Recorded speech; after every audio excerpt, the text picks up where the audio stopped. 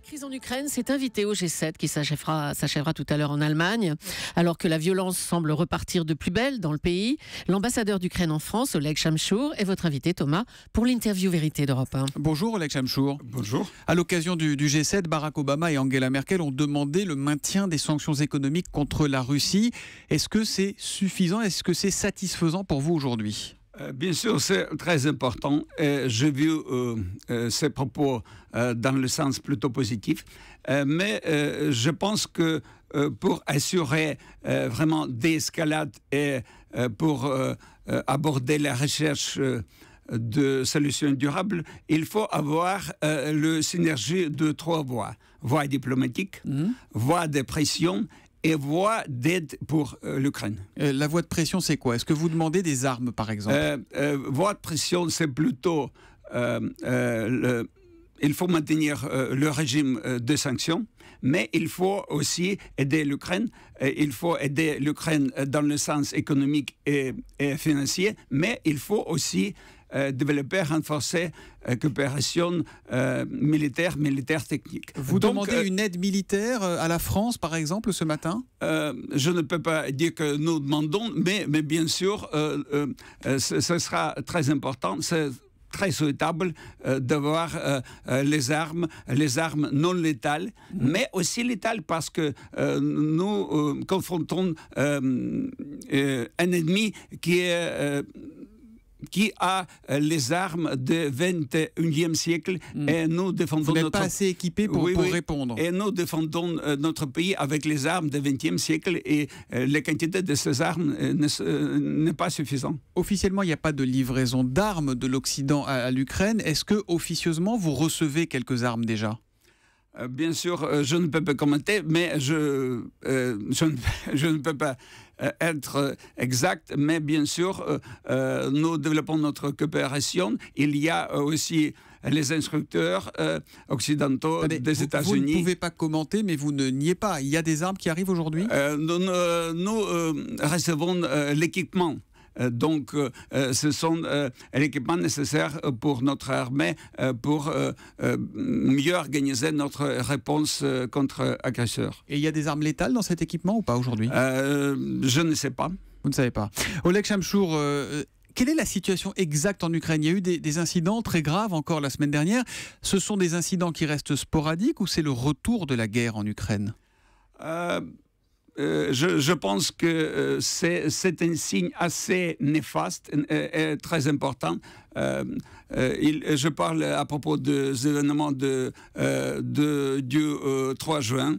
À mon avis, c'était un test de notre vigilance et d'efficacité de notre force de dissuasion, mais aussi le test pour mesurer la réponse de la part de l'Occident.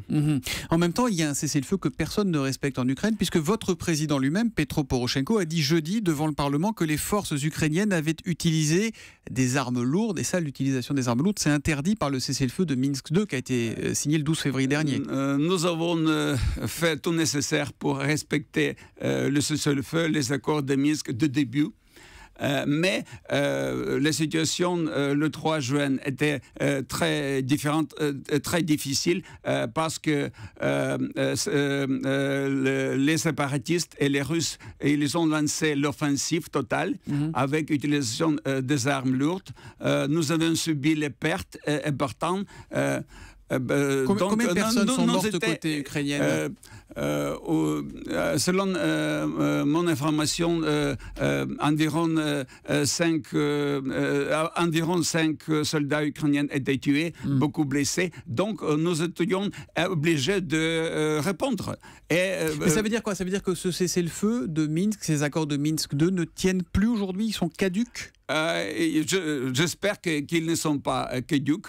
Nous sommes déterminés de continuer tous les efforts pour appliquer les arrangements de Minsk, mais pour ça, il faut avoir la volonté et l'intérêt de deux côtés. Il n'y a pas ni volonté d'intérêt, ni respect des accords de Minsk du côté des séparatistes et des Russes. Vous n'avez pas l'impression d'une double impuissance, la vôtre, le gouvernement ukrainien, et celle des Occidentaux face à Vladimir Poutine?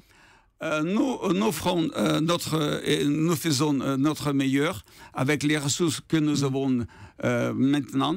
Bien sûr, comme j'ai dit, il faut appliquer plus de pression contre Vladimir Poutine. Il faut renforcer. Mais attendez, il faut lui faire la guerre à Vladimir Poutine. C'est ça. C'est pour vous, elle passe par là la solution? Je ne parle pas à propos de la guerre. Nous sommes la nation très pacifique. Et bien sûr, nous défendons notre pays, mais c'était guerre déclenchée par Vladimir Poutine. Il faut défendre notre pays pour les Ukrainiens. Il faut aider l'Ukraine à défendre notre pays, nos valeurs européennes. Et c'est la tâche pour l'Occident. Vladimir Poutine a dit aux Occidentaux il y a quelques jours, n'ayez pas peur de la Russie. C'était samedi dans une interview accordée au Corriere della Sera en Italie. Il vous fait peur, vous, Vladimir Poutine? Oui, bien sûr, parce que les pertes sont très importantes. Environ 7000 morts, les civils et les soldats, 20% de PIB gâchés et perdus en vue d'annexation de Crimée et aussi des combats à l'est d'Ukraine. Il veut s'arrêter où, selon vous? Il veut toute l'Ukraine? Je pense que pour le moment, les plans, les buts de Vladimir Poutine n'ont pas changé, et c'est toujours le contrôle total sur l'Ukraine, et ce n'est que le début des révisions des résultats des guerres froides. Merci beaucoup Oleg Chamchour, ambassadeur d'Ukraine en France, d'être venu en direct sur Europe 1 ce matin. Et on a entendu votre demande d'avoir des armes, y compris des armes létales livrées par les Occidentaux pour vous aider face aux pro-russes dans votre pays, l'Ukraine. Merci, bonne journée à vous. Excusez-moi, surtout contre l'agression russe. Ce n'est conflit, ce n'est la guerre civile, c'est la guerre déclenchée par la Russie. On a bien entendu. Merci en tout cas d'être venu ce matin sur Europe 1.